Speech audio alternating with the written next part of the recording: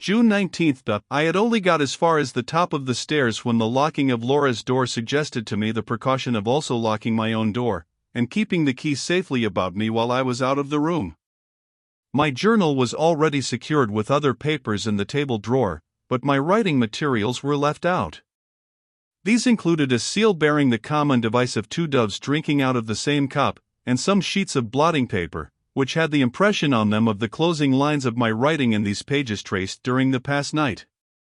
Distorted by the suspicion which had now become a part of myself, even such trifles as these looked too dangerous to be trusted without a guard. Even the locked table drawer seemed to be not sufficiently protected in my absence until the means of access to it had been carefully secured as well.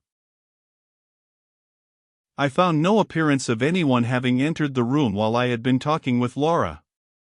My writing materials, which I had given the servant instructions never to meddle with, were scattered over the table much as usual. The only circumstance in connection with them that at all struck me was that the seal lay tidily in the tray with the pencils and the wax. It was not in my careless habits, I am sorry to say, to put it there, neither did I remember putting it there. But as I could not call to mind, on the other hand, where else I had thrown it down, and as I was also doubtful whether I might not for once have laid it mechanically in the right place, I abstained from adding to the perplexity with which the day's events had filled my mind by troubling it afresh about a trifle. I locked the door, put the key in my pocket, and went downstairs. Madame Fosco was alone in the hall looking at the weather glass. "Still falling," she said. "I am afraid we must expect more rain." Her face was composed again to its customary expression and its customary color. But the hand with which she pointed to the dial of the weather glass still trembled.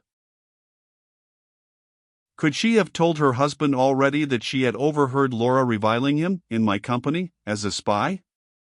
My strong suspicion that she must have told him, my irresistible dread, all the more overpowering from its very vagueness, of the consequences which might follow, my fixed conviction, derived from various little self-betrayals which women notice in each other, that Madame Fosco, in spite of her well-assumed external civility, had not forgiven her niece for innocently standing between her and the legacy of £10,000, all rushed upon my mind together, all impelled me to speak in the vain hope of using my own influence and my own powers of persuasion for the atonement of Laura's offense.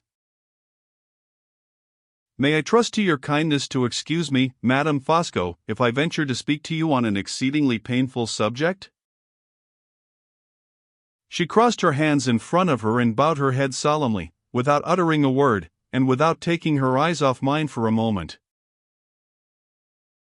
"When you were so good as to bring me back my handkerchief," I went on, "I am very, very much afraid you must have accidentally heard Laura say something which I am unwilling to repeat, and which I will not attempt to defend. I will only venture to hope that you have not thought it of sufficient importance to be mentioned to the Count."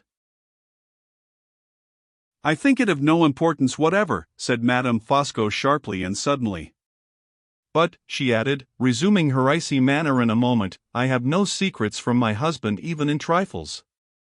When he noticed just now that I looked distressed, it was my painful duty to tell him why I was distressed, and I frankly acknowledge to you, Miss Holcombe, that I have told him." I was prepared to hear it, and yet she turned me cold all over when she said those words. "Let me earnestly entreat you, Madame Fosco, let me earnestly entreat the Count to make some allowances for the sad position in which my sister is placed." She spoke while she was smarting under the insult and injustice inflicted on her by her husband, and she was not herself when she said those rash words. "May I hope that they will be considerately and generously forgiven?" "Most assuredly," said the Count's quiet voice behind me. He had stolen on us with his noiseless tread and his book in his hand from the library. "When Lady Glyde said those hasty words," he went on, "she did me an injustice which I lament and forgive. Let us never return to the subject, Miss Holcombe, let us all comfortably combine to forget it from this moment." "You are very kind," I said, "you relieve me inexpressibly." I tried to continue, but his eyes were on me, his deadly smile that hides everything was set, hard, and unwavering on his broad, smooth face. My distrust of his unfathomable falseness, my sense of my own degradation in stooping to conciliate his wife and himself, so disturbed and confused me that the next words failed on my lips, and I stood there in silence. "I beg you on my knees to say no more, Miss Holcombe. I am truly shocked that you should have thought it necessary to say so much."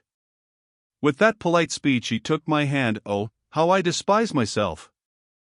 Oh, how little comfort there is even in knowing that I submitted to it for Laura's sake. He took my hand and put it to his poisonous lips.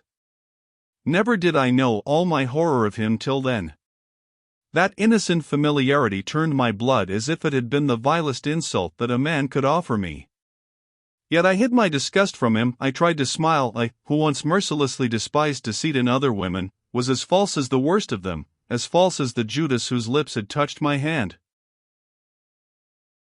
I could not have maintained my degrading self-control. It is all that redeems me in my own estimation to know that I could not if he had still continued to keep his eyes on my face.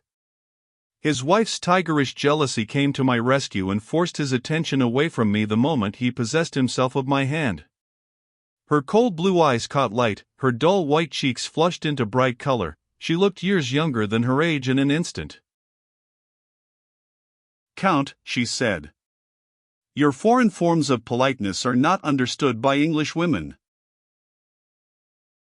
"Pardon me, my angel. The best and dearest Englishwoman in the world understands them." With those words he dropped my hand and quietly raised his wife's hand to his lips in place of it. I ran back up the stairs to take refuge in my own room. If there had been time to think, my thoughts, when I was alone again, would have caused me bitter suffering. But there was no time to think. Happily for the preservation of my calmness and my courage, there was time for nothing but action. The letters to the lawyer and to Mr. Fairley were still to be written, and I sat down at once without a moment's hesitation to devote myself to them. There was no multitude of resources to perplex me. There was absolutely no one to depend on, in the first instance, but myself. Sir Percival had neither friends nor relatives in the neighborhood whose intercession I could attempt to employ.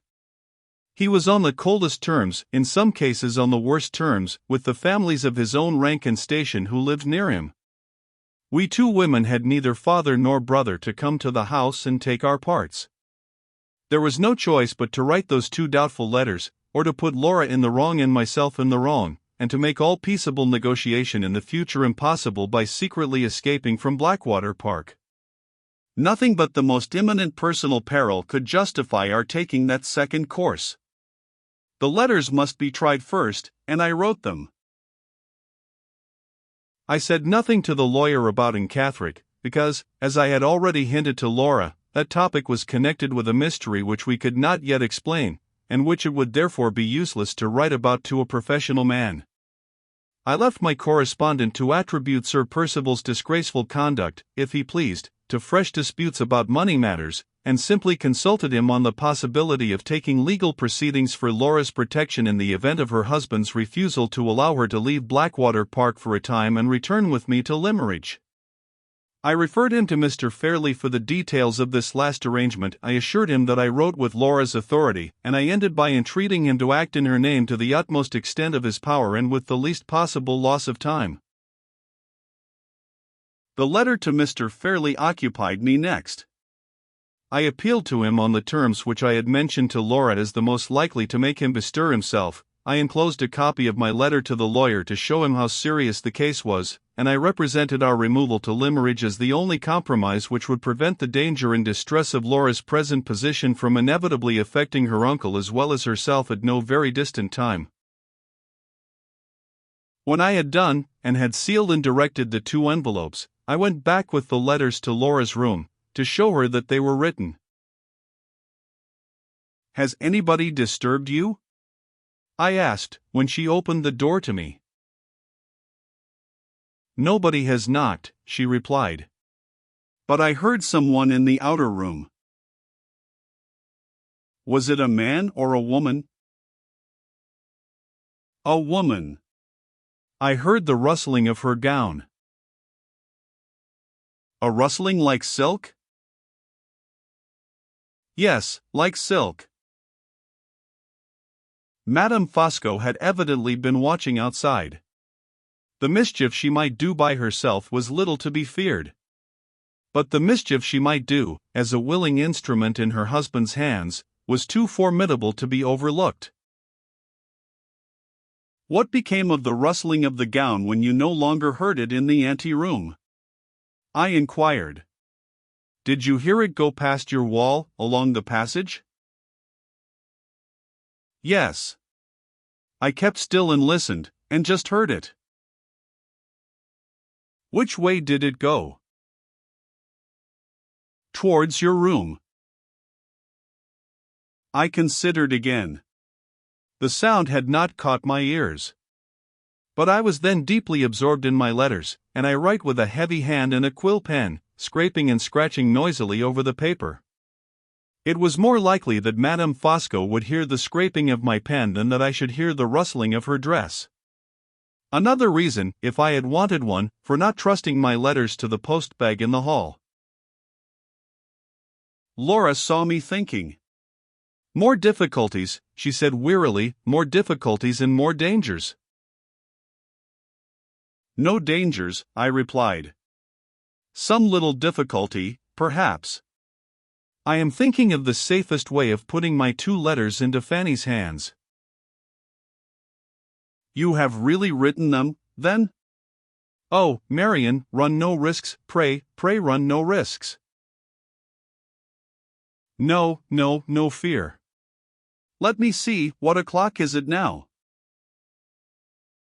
It was 5:45. There would be time for me to get to the village inn, and to come back again before dinner. If I waited till the evening I might find no second opportunity of safely leaving the house. Keep the key turned in the lock, Laura, I said, and don't be afraid about me. If you hear any inquiries made, call through the door, and say that I am gone out for a walk. When shall you be back? Before dinner, without fail. Courage, my love. By this time tomorrow you will have a clear-headed, trustworthy man acting for your good. Mr. Gilmore's partner is our next best friend to Mr. Gilmore himself. A moment's reflection, as soon as I was alone, convinced me that I had better not appear in my walking dress until I had first discovered what was going on in the lower part of the house. I had not ascertained yet whether Sir Percival was indoors or out. The singing of the canaries in the library, and the smell of tobacco smoke that came through the door, which was not closed, told me at once where the Count was. I looked over my shoulder as I passed the doorway, and saw to my surprise that he was exhibiting the docility of the birds in his most engagingly polite manner to the housekeeper. He must have specially invited her to see them, for she would never have thought of going into the library of her own accord. The man's slightest actions had a purpose of some kind at the bottom of every one of them. What could be his purpose here? It was no time then to inquire into his motives. I looked about for Madame Fosco next, and found her following her favorite circle round and round the fish-pond. I was a little doubtful how she would meet me, after the outbreak of jealousy of which I had been the cause so short a time since. But her husband had tamed her in the interval, and she now spoke to me with the same civility as usual. My only object in addressing myself to her was to ascertain if she knew what had become of Sir Percival. I contrived to refer to him indirectly, and after a little fencing on either side she at last mentioned that he had gone out. Which of the horses has he taken? I asked carelessly. None of them, she replied. He went away 2 hours since on foot. As I understood it, his object was to make fresh inquiries about the woman named in Catherick. He appears to be unreasonably anxious about tracing her.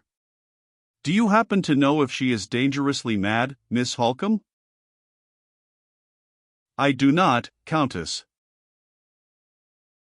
Are you going in? Yes, I think so. I suppose it will soon be time to dress for dinner. We entered the house together. Madame Fosco strolled into the library and closed the door. I went at once to fetch my hat and shawl. Every moment was of importance if I was to get to Fanny at the inn and be back before dinner. When I crossed the hall again, no one was there, and the singing of the birds in the library had ceased. I could not stop to make any fresh investigations. I could only assure myself that the way was clear, and then leave the house with the 2 letters safe in my pocket. On my way to the village, I prepared myself for the possibility of meeting Sir Percival. As long as I had him to deal with alone, I felt certain of not losing my presence of mind. Any woman who is sure of her own wits is a match at any time for a man who is not sure of his own temper. I had no such fear of Sir Percival as I had of the Count. Instead of fluttering, it had composed me to hear of the errand on which he had gone out. While the tracing of Catherick was the great anxiety that occupied him, Laura and I might hope for some cessation of any active persecution at his hands. For our sakes now, as well as for Anne's, I hoped and prayed fervently that she might still escape him.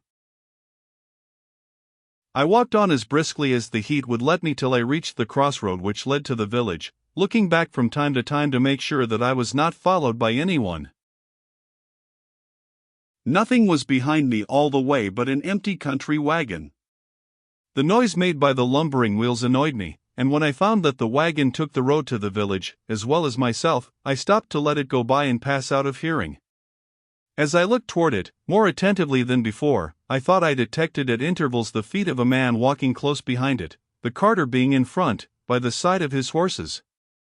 The part of the crossroad which I had just passed over was so narrow that the wagon coming after me brushed the trees and thickets on either side, and I had to wait until it went by before I could test the correctness of my impression. Apparently that impression was wrong, for when the wagon had passed me the road behind it was quite clear. I reached the inn without meeting Sir Percival, and without noticing anything more, and was glad to find that the landlady had received Fanny with all possible kindness. The girl had a little parlor to sit in, away from the noise of the taproom, and a clean bedchamber at the top of the house. She began crying again at the sight of me, and said, poor soul, truly enough, that it was dreadful to feel herself turned out into the world as if she had committed some unpardonable fault, when no blame could be laid at her door by anybody, not even by her master, who had sent her away. Try to make the best of it, Fanny, I said. Your mistress and I will stand your friends, and will take care that your character shall not suffer. Now, listen to me. I have very little time to spare, and I am going to put a great trust in your hands. I wish you to take care of these 2 letters. The one with the stamp on it you are to put into the post when you reach London tomorrow. The other, directed to Mr. Fairley, you are to deliver to him yourself as soon as you get home. Keep both the letters about you and give them up to no one. They are of the last importance to your mistress's interests. Fanny put the letters into the bosom of her dress. There they shall stop, miss, she said, till I have done what you tell me. Mind you are at the station in good time tomorrow morning, I continued. And when you see the housekeeper at Limmeridge, give her my compliments, and say that you are in my service until Lady Glyde is able to take you back. We may meet again sooner than you think. So keep a good heart, and don't miss the 7 o'clock train. Thank you, miss, thank you kindly.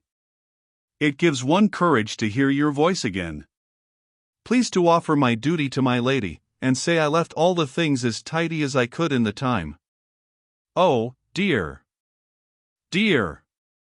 Who will dress her for dinner today? It really breaks my heart, miss, to think of it.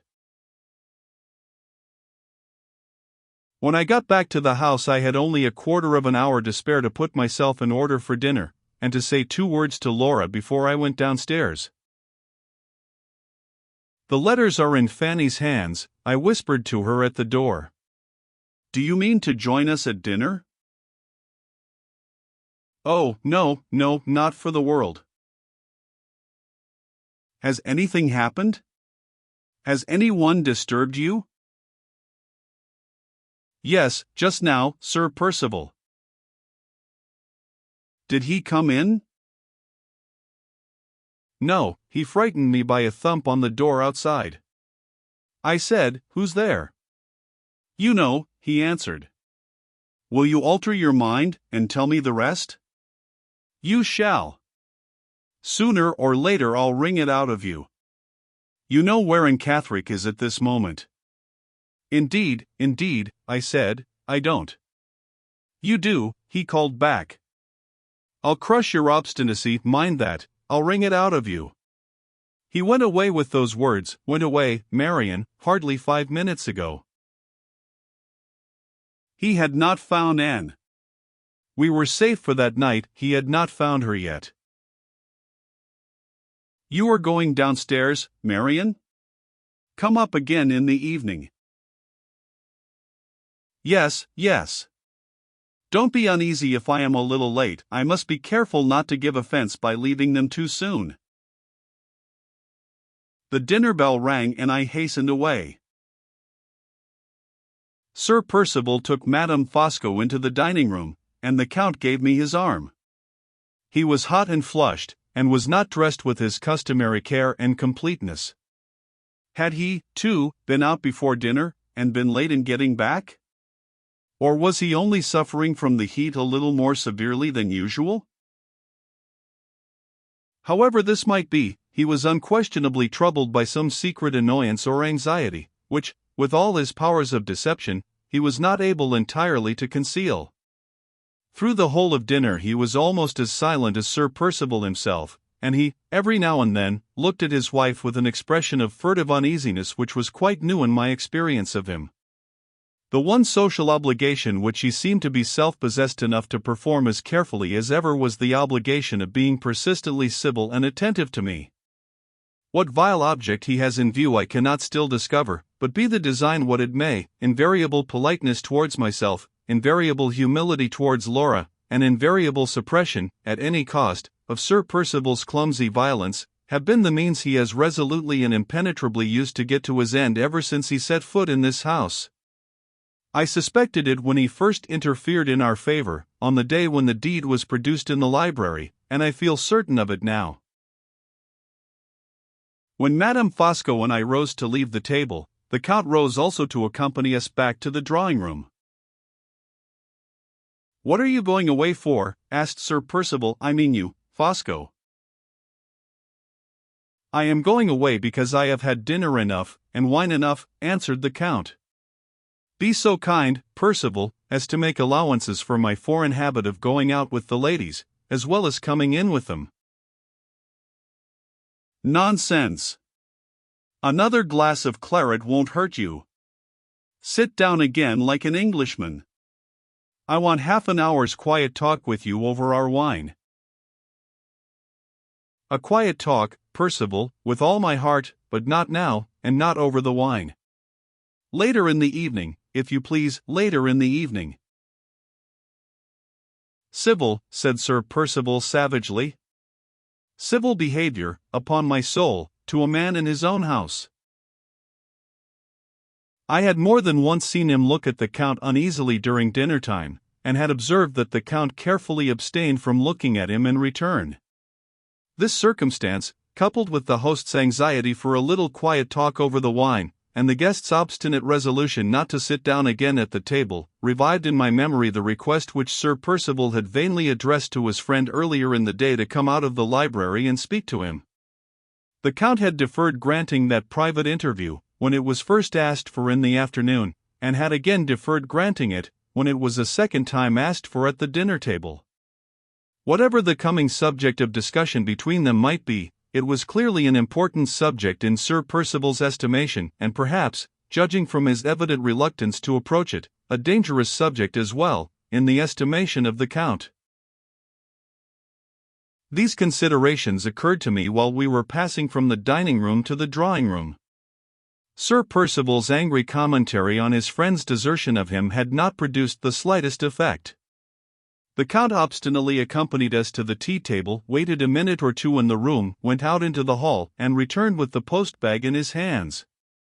It was then 8 o'clock, the hour at which the letters were always dispatched from Blackwater Park.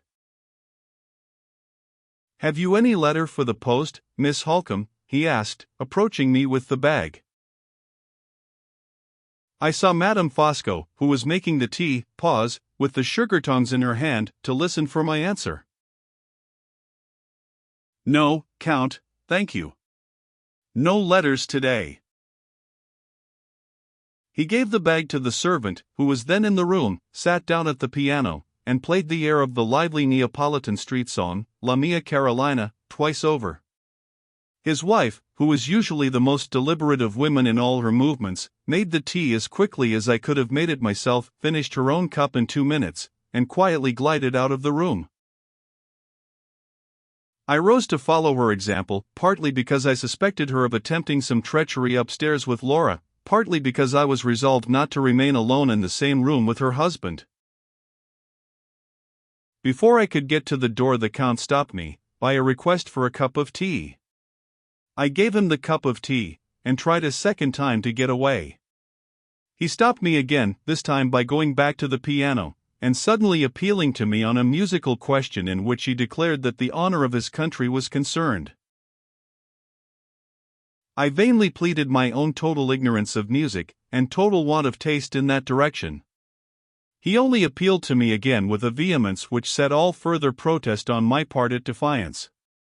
The English and the Germans, he indignantly declared, were always reviling the Italians for their inability to cultivate the higher kinds of music. We were perpetually talking of our oratorios, and they were perpetually talking of their symphonies. Did we forget, and did they forget, his immortal friend and countryman, Rossini? What was Moses in Egypt but a sublime oratorio, which was acted on the stage instead of being coldly sung in a concert room? What was the overture to Guillaume Tell but a symphony under another name? Had I heard Moses in Egypt? Would I listen to this, and this, and this, and say if anything more sublimely sacred and grand had ever been composed by mortal man? And without waiting for a word of assent or dissent on my part, looking me hard in the face all the time, he began thundering on the piano, and singing to it with loud and lofty enthusiasm, only interrupting himself, at intervals, to announce to me fiercely the titles of the different pieces of music: Chorus of Egyptians in the Plague of Darkness, Miss Holcomb; Recitativo of Moses with the Tables of the Law; Prayer of Israelites, at the Passage of the Red Sea. Aha! Aha! Is that sacred?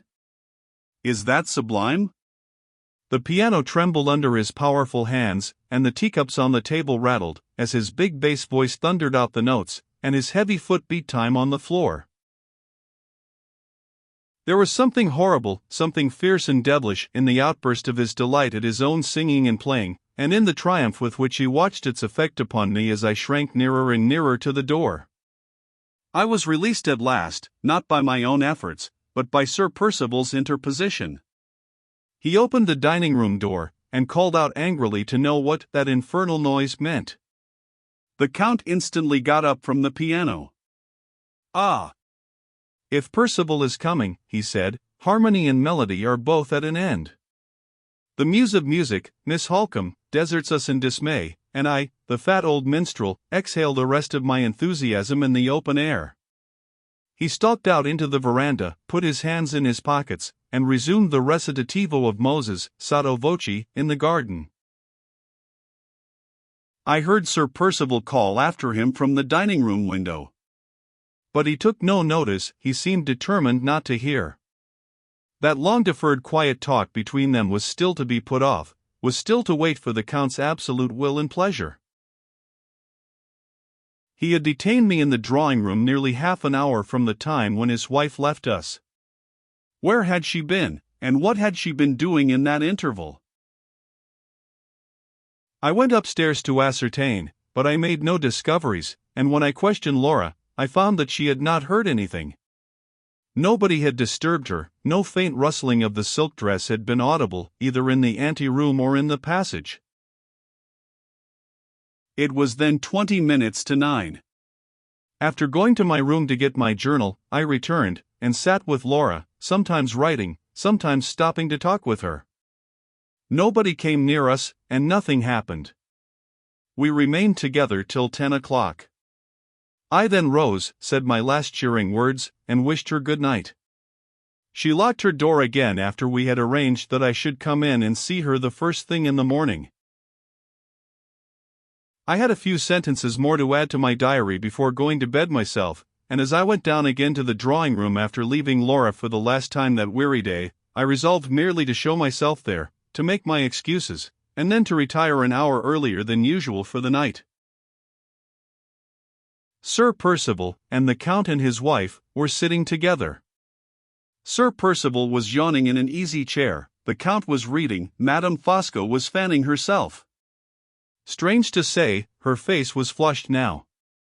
She, who never suffered from the heat, was most undoubtedly suffering from it tonight. "I am afraid, Countess, you are not quite so well as usual?" I said. "The very remark I was about to make to you," she replied. "You are looking pale, my dear." My dear.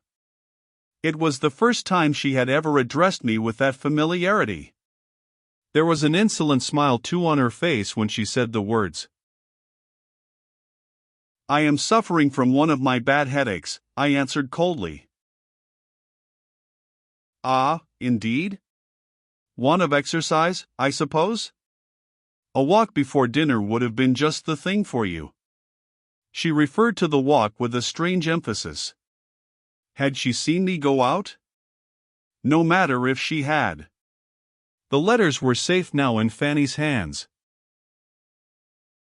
"Come and have a smoke, Fosco," said Sir Percival, rising, with another uneasy look at his friend. "With pleasure, Percival, when the ladies have gone to bed," replied the Count.